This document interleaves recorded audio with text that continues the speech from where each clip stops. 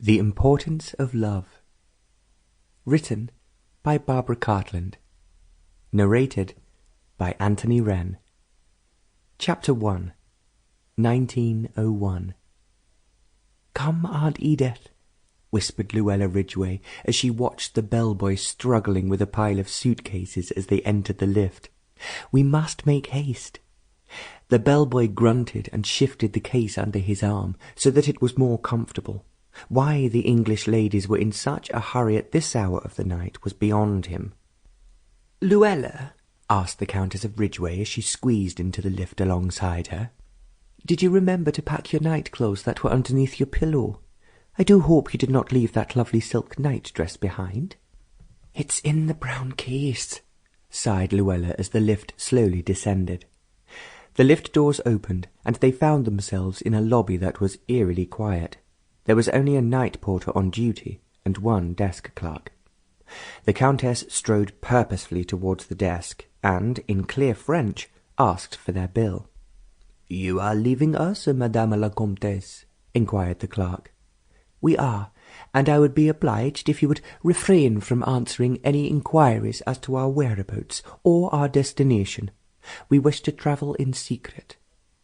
"Bien sûr, Madame la Comtesse," replied the clerk, handing over their account. The Countess stared at it through her lorgnette, and then pulled out several high-denomination notes from her purse. Luella stood nervously behind her, looking around with eyes as uneasy as a frightened rabbit's.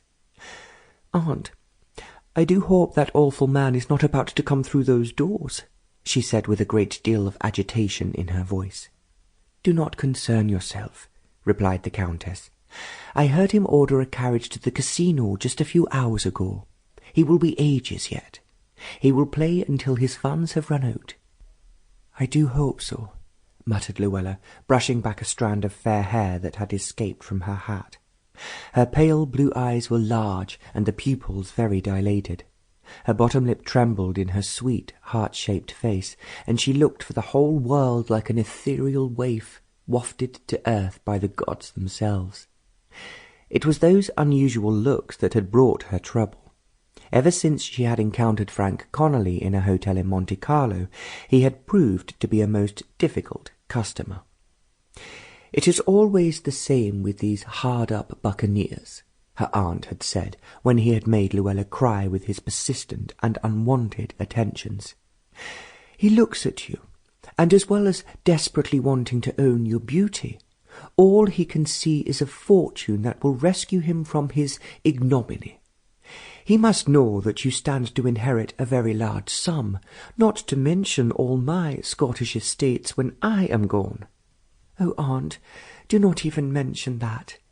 I don't care a fig for your money, although I must admit that I love your castle very much." "And it will be yours one day," the Countess had replied. And now, a month later, they had been forced to flee from hotel to hotel, with Frank Connolly in hot pursuit.